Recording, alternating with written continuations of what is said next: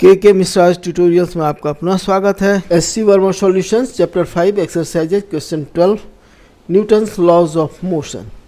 एक आदमी एक ऐसे गड्ढे में गिर गया है जिसकी चौड़ाई d है तथा उसके दो फ्रेंड्स उसे धीरे धीरे एक लाइट रोप और दो फिक्स्ड पुलिस की सहायता से ऊपर खींच रहे हैं। यह मानते हुए कि दोनों फ्रेंड्स द्वारा इक्वल फोर्स लगाया जा रहा है रोप पर, शो कीजिए कि ज्यों-ज्यों आदमी ऊपर गड्ढे में ऊपर उठता जा रहा है फ्रेंड्स द्वारा लगाया हुआ फोर्स बढ़ता जाता है। यह भी पता कीजिए कि जब आदमी h डेप्थ पर है तो फोर्स कितना है। आंसर, मान लेते हैं कि गिरे हुए आदमी का मास है m, तो उसका वेट होगा mg जो डाउनवर्ड्स एक्ट करेगा।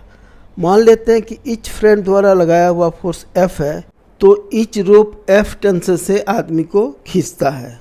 अगर आदमी के निकट प्रत्येक रोप वर्टिकल से थीटा एंगल बनाता है तो वर्टिकल डायरेक्शन के अलोंग टेंशन का वह कंपोनेंट जो आदमी को ऊपर खींचने में मदद करता है वह होगा F cos थीटा।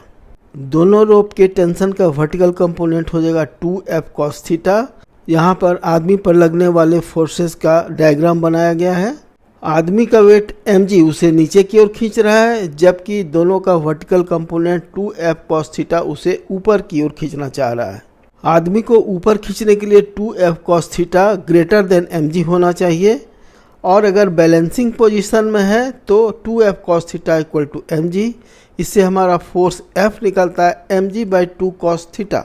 इस इक्वेशन से क्लियर है कि ईच फ्रेंड द्वारा लगाया हुआ फोर्स F cos थीटा के इन्वर्सली प्रोपोर्शनल है।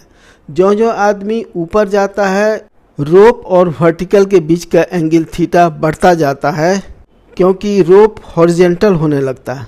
लेकिन थीटा के बढ़ने से cos थीटा घट जाता है, और जब cos थीटा घटने लगता है तो फोर्स F बढ़ने लगता है। तो इस प्रकार जैसे जैसे आदमी ऊपर उठता जाता है फ्रेंड्स द्वारा लगाया हुआ फोर्स बढ़ता जाता है।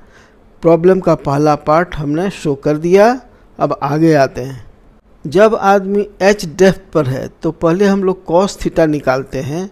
इसके लिए हम लोग आदमी के पोजीशन के अनुसार एक डायग्राम बनाते हैं जिसमें h डेप्थ है, d/2 पर आदमी का पोजीशन है, क्योंकि गड्ढे का विड्थ है d, तो आदमी और पुल्ली के बीच का डिस्टेंस इसका हाइपोटेन्यूज हो गया, जिसका वैल्यू हो गया under bracket h² plus d/2 का होल स्क्वायर। इससे हमारा cos थीटा का वैल्यू निकलता है cos theta equal to under bracket h² plus d/2 का होल स्क्वायर। अब इस cos थीटा का वैल्यू हम लोग इक्वेशन 1 में रखते हैं, जहां हमने निकाला है F equal to mg/2 cos theta. तो F का वैल्यू हो गया equal to mg under bracket h² plus d/2 का whole square divided by 2h equal to mg under bracket 4h² plus d² divided by 4h। यहाँ simplify करने पर हमारा इतना आएगा।